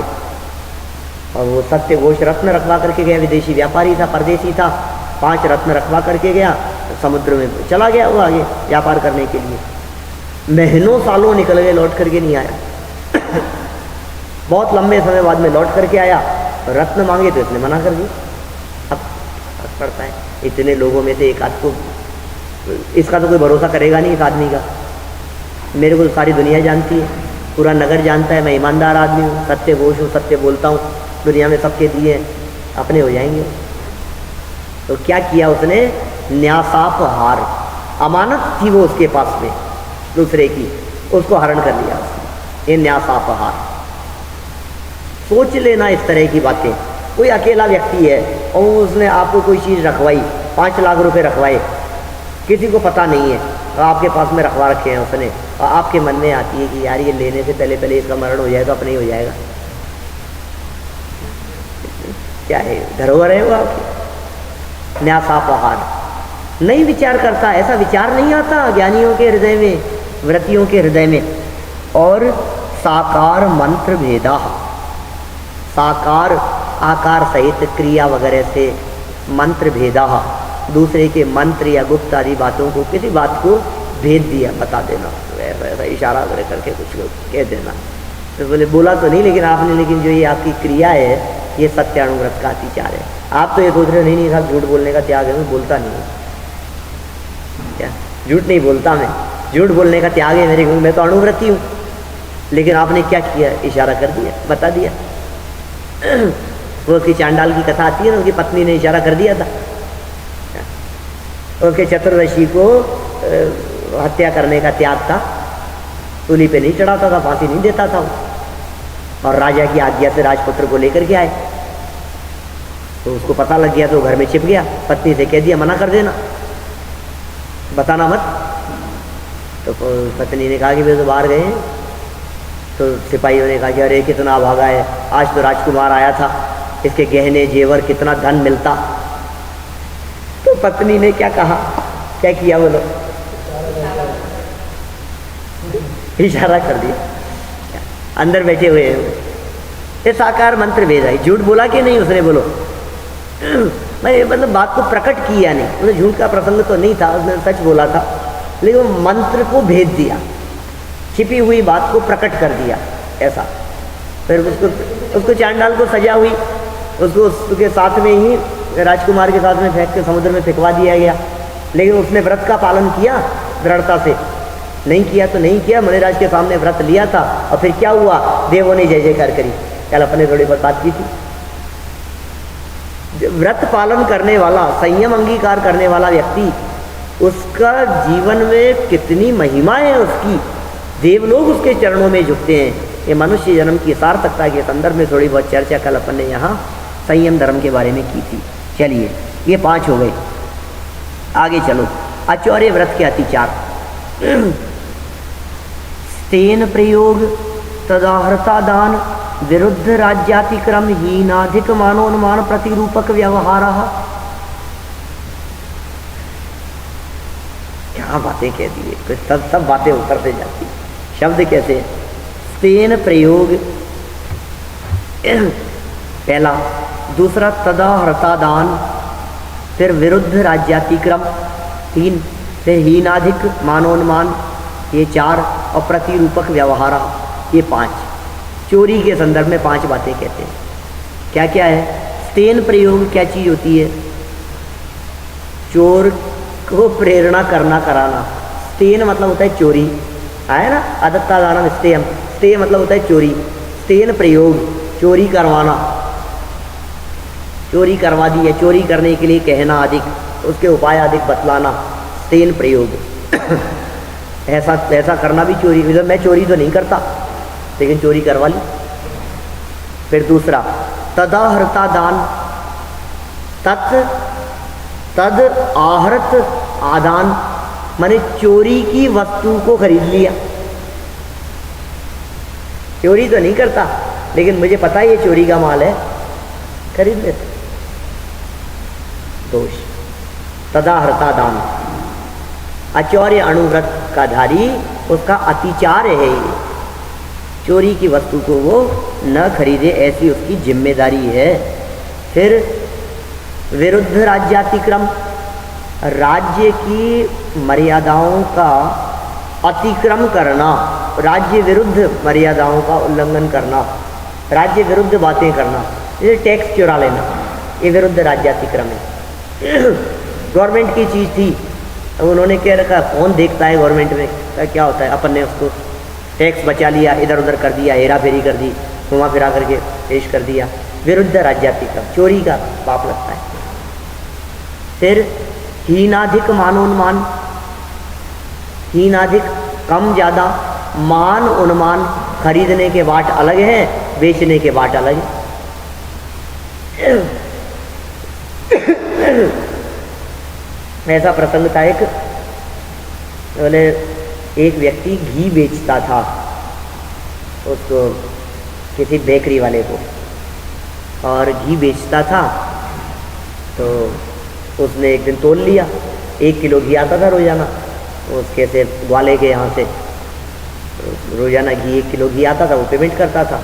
एक दिन क्या हुआ, उसके सामने तोल लिया और घी 900 ग्राम निकला, 1 किलो नहीं था।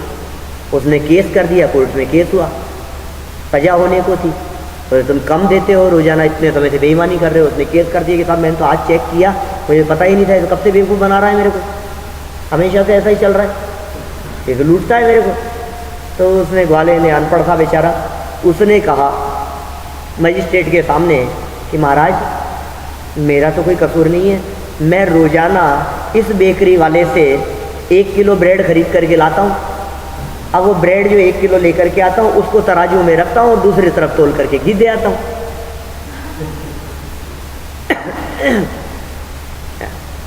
ख्याल में आ रही है बात, माने वो वस्तु लेता है तो अलग बाट से लेता है और देता है तो अलग वजन से देता है।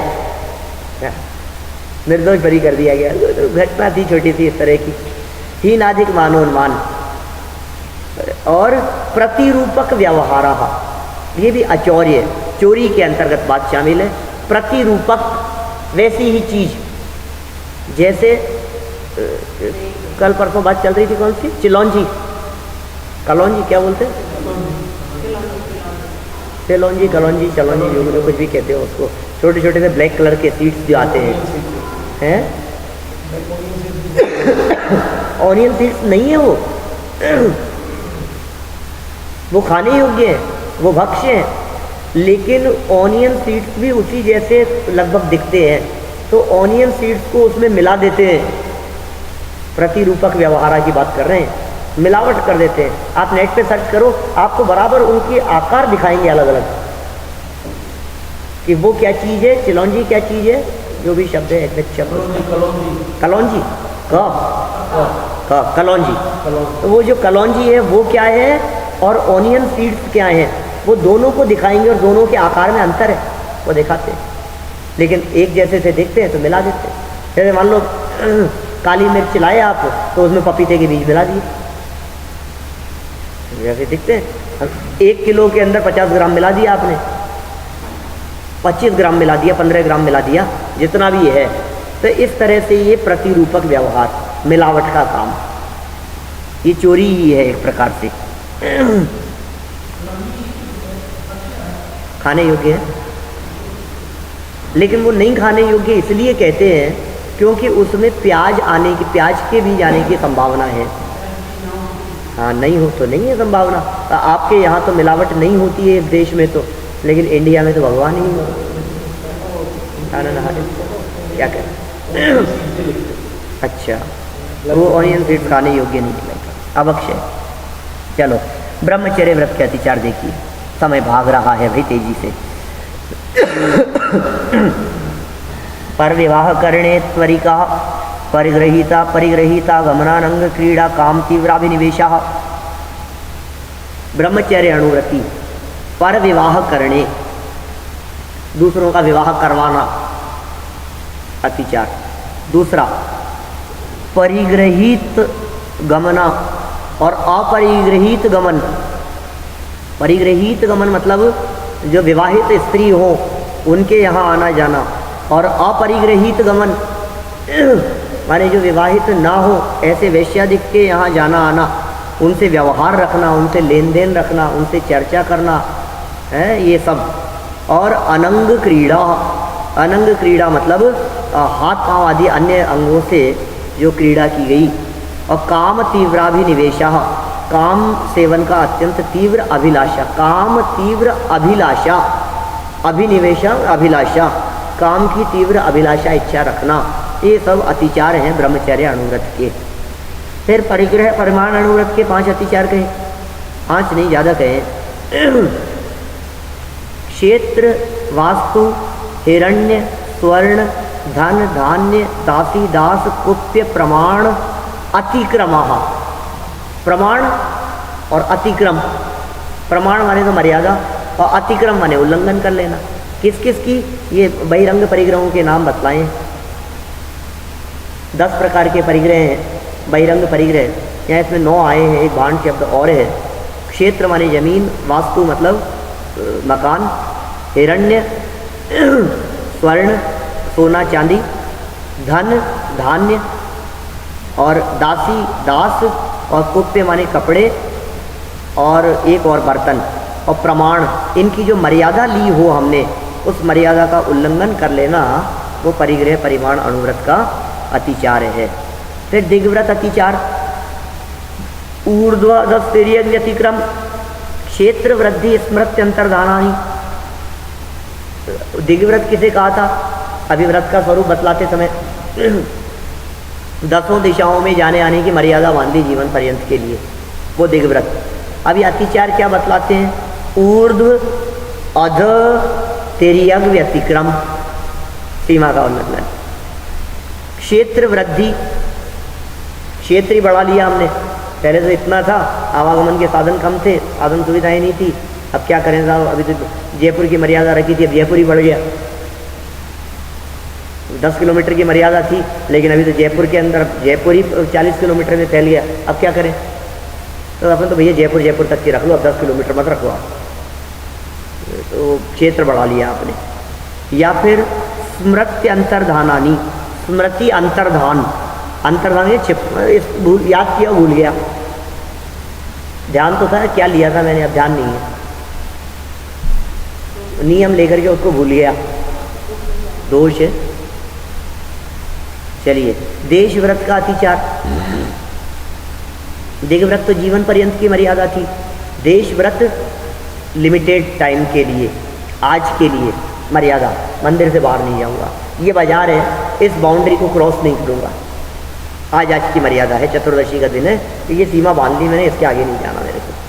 तो कह रहे हैं आनयन प्रेष्य प्रयोग शब्द रूपानुपात पुद्गल शेपा।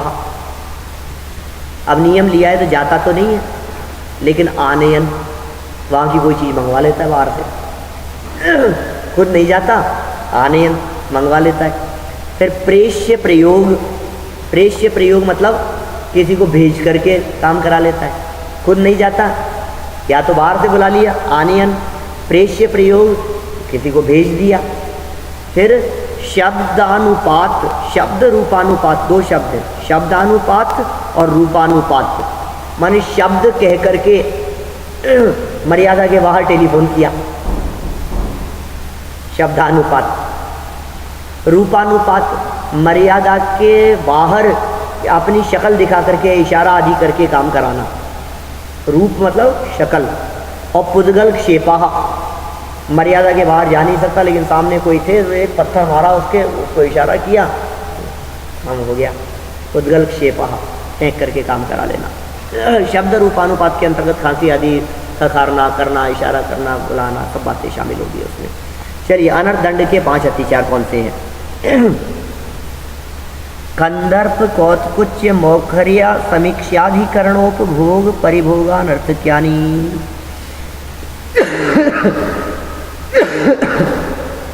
कंदर्प, राग सहित हास्य आदि, ये कंदर्प कहलाता है। कौत्कुच्य, शरीर आदि से ऐसी चेष्टा जो अयोग्य हो। मौखर्य, मतलब मौखर्य कहते हैं मुंहफट बोल देने वाला, जवान से तुरंत। असमीक्षाधिकरण, बिना प्रयोजन मन वचन काय आदि की प्रवृत्ति करना, यह असमीक्षाधिकरण है। और उपभोग परिभोग, जरूरत से ज़्यादा अधिक वस्तुओं का संग्रह कर लेना, ये इस तरह से अनर्थ दंड व्रत के अतिचार कहे। सामयिक के अतिचार, ये सब 12 व्रत थे ना, देख व्रत, देश व्रत, आनंद दंड व्रत, फिर सामयिक, रोजदोपवास, भोगोपभोग परिमाण, अतिथि संविभाग। तो सामयिक, योग दुष्प्रणिधानादर स्मृत्य अनुपस्थानानि, योग के अंदर 3 बातें लेना, मन वचन काय। योग, फिर दुष्प्रणिधान, योग दुष्प्रणिधान माने मन का दुष्प्रयोग, वचन का दुष्प्रयोग, काय का दुष्प्रयोग, ठीक है। फिर अनादर, सामायिक के प्रति अनादर का भाव। स्मृत्य अनुपस्थानादि, और सामायिक के काल आदि भूल गया, सामायिक करना भूल गया, याद नहीं रही, सामायिक का समय निकल गया, तो ये उसको भूल जाना, स्मृत्य अनुपस्थानादि, स्मृति से भी भूल जाना। फिर प्रोषधोपवास, प्रोषधोपवास क्या है? अप्रत्यवेक्षिता प्रमार्जितोत्सर्गादान संस्तरोपक्रमण नादर स्मृत्य अनुपस्थानानि। कितने कठिन शब्द लगते हैं। अप्रत्यवेक्षिता, सबसे पहला अप्रत्यवेक्षित माने बिना देखी हुई सोधी हुई जगह है, ठीक है ना, ये अप्रत्यवेक्षित। प्रमार्जितोत्सर्गा, उत्सर्ग माने होता है त्याग, प्रमाद पूर्वक त्याग करना, बिना देखी सोधी हुई जगह को पर मलमूत्र आदि कर देना। अप्रत्यवेक्षिता प्रमार्जितोत्सर्गा। फिर कहते हैं और उत्सर्ग माने हो गया त्याग, फिर आदान माने ग्रहण करना, उठाना, बिना देखे हुए उठाना। फिर संस्तरोपक्रमणा, संस्तर बिस्तर आदि जो हैं उनको उठाना धरना। फिर अनादर, प्रोषधोपवास की चर्चा चल रही है, भूख से आकुल व्याकुल होकर के अनादर का भाव हुआ उसके प्रति। और स्मृत्य अनुपस्थान, करने योग्य धर्म कार्य को भूल गए उपवास के समय, बस भूखे ही रहे, बाकी जो क्रिया करनी थी उसको भूल गए, ये अतिचार है। भोगोपभोग क्या कहते हैं? सचित्त संबंध, सम्मिश्रव अभिशव दुःपक्वाहारा। क्या क्या? सचित्त संबंध माने इन सब के साथ में आहार जुड़ेगा। सचित्त आहार ग्रहण करना, भोग भोग, सचित्त के संबंध वाला आहार ग्रहण करना। सम्मिश्रव, उससे मिला हुआ। अभिशव, अभिशव मतलब अत्यंत गरिष्ठ भोजन करना। और दुःपक्व आहार, दुःपक्व जो पका नहीं है उसे ग्रहण करना, ये भी दोष है। भोग भोग की मर्यादा लेने वाला कच्ची रोटी नहीं खा सकता। कच्चा भोजन जो कच्चा है, पका ही नहीं है, और ज़्यादा पका हुआ है, जल गया है, वो भी नहीं ले सकता। क्या कारण है उसका? ये तीव्र राग और आसक्ति ग्रद्धता के परिणामों के बिना नहीं होता, इसलिए व्रती के जीवन में उसका त्याग होता है। फिर अतिथि संविभाग अंतिम है एक प्रकार से। फिर संलेखना की चर्चा है, संलेखना, और फिर उसके बाद में दान की बात कही है। 4 सूत्र हैं बस। सचित्त निक्षेपापिधान पर व्यपदेश मात्सर्य कालातिक्रमः। सचित्त निक्षेप, सचित्त वस्तु के ऊपर रखा हुआ आहार। सचित्त निक्षेप, सचित्त माने हरे पत्ते के ऊपर। दक्षिण भारत में जाओ आप, धर्मस्थल वगैरह, तो वो केले के पत्ते के ऊपर रख करके भोजन खिलाते हैं। तो व्रती व्यक्ति तो सचित्त के ऊपर रखा हुआ भी नहीं लेगा। सचित्त निक्षेप। पिधान, पिधान माने होता है ढका हुआ। सचित्त पिधान, अपिधान, सचित्तापिधान, सचित्त पत्र से ढका हुआ। पर व्यपदेश, दूसरे के दातार को वस्तु स्वयं देना या दिलवाना। पर व्यपदेश, दूसरे को उपदेश दे करके करवाना। फिर मात्सर्य, मात्सर्य माने ईर्ष्या का भाव, घमंड का भाव, दूसरे को दान दे करके ईर्ष्या का भाव रखना। और कालातिक्रमः, काल उल्लंघन हो जाने पर अकाल में देना या मर्यादा निकल जाने पर भी वस्तु को दान देना। अतिथि आए, मर्यादा निकल गई, ये चीज़ निकल गई थी, आपने तो खिला दिया उनको, कोई बात नहीं। अतिथि संविभाग का अतिचार है, नहीं खिलाएं आप ऐसी चीज़। सल्लेखना के 5 अतिचार: जीवित मरणाशंसा, मित्रानुराग, सुखानुबंध, निदानानि। देखो कितना सुंदर बातें कहती है, कहते हैं यहाँ पर जीवित आशंसा शब्द दिया है आगे। जीवित मरण आशंसा माने जीवन की इच्छा और मरने की इच्छा। जीने की हो न वांछा, मरने की हो न इच्छा। जीने की भी इच्छा नहीं है कि मैं जीऊँ, और मरने की भी इच्छा नहीं है, लाखों वर्षों तक जीऊँ या मृत्यु आज ही आ जावे। सल्लेखना वाले की भावना होती है इस तरह की। जीने की इच्छा रखे तो भी अतिचार, मरने की इच्छा करने लग जाए तो भी अतिचार। मित्रानुराग, मित्रों के प्रति अनुराग हो, प्रीति हो, वो भी अतिचार। सुखानुबंध, सुखानुबंध सुख से रहने की भावना हो, वो भी। और निदान, निदान माने अभी तो मैं व्रत का पालन कर रहा हूँ, लेकिन सोचता हूँ यार थोड़ा सा अभी कठिनाई से पालन कर लूँगा तो भविष्य में सब स्वर्गाधिक मिलेगा, ये निदान। ऐसी भावनाएं उनके नहीं होती। चलिए अब दान। शिष्य ने प्रश्न किया कि साहब ये जो आप बार बार में लेने देने की जो बातें कर रहे थे, ऐसा लो, ऐसा दो, ऐसा करो, ऐसा करो, ये दान के अंदर क्या होना चाहिए? दान में भी कुछ सावधानी रखनी चाहिए क्या? कि हाँ, दान किसे कहते हैं? बोले अनुग्रहार्थम स्वस्याति सर्वो दानम। अनुग्रह अर्थम, अनुग्रह मतलब उपकार, अर्थ लिए, अनुग्रहार्थम उपकार के लिए, स्वस्य अपनी चीज का, अति सर्गो दानम उपकार की भावना होनी चाहिए, वस्तु अपनी होनी चाहिए, परोपकार होना चाहिए। ऐसी भावना से यदि आप सामने वाले को देते हैं तो वो दान कहलाता है। बोलो, अपनी वस्तु देते हैं आप?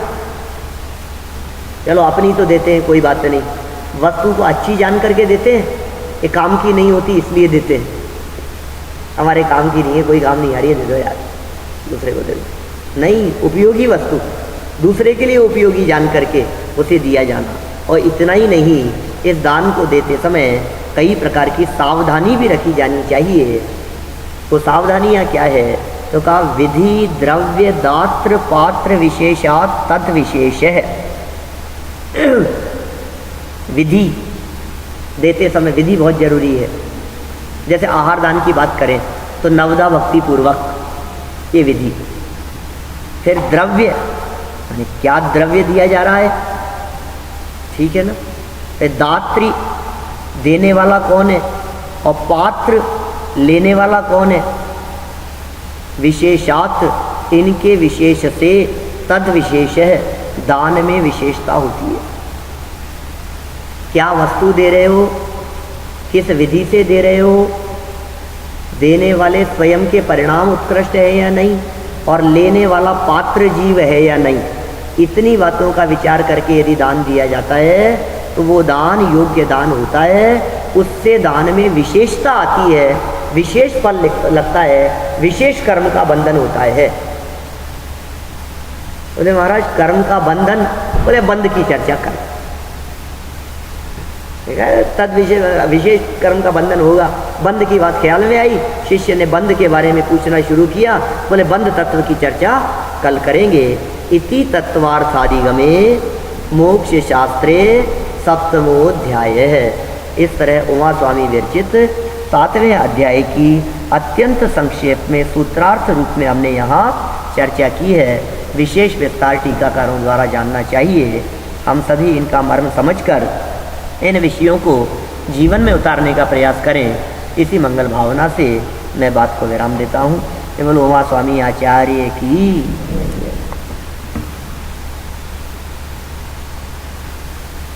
जनवाणी।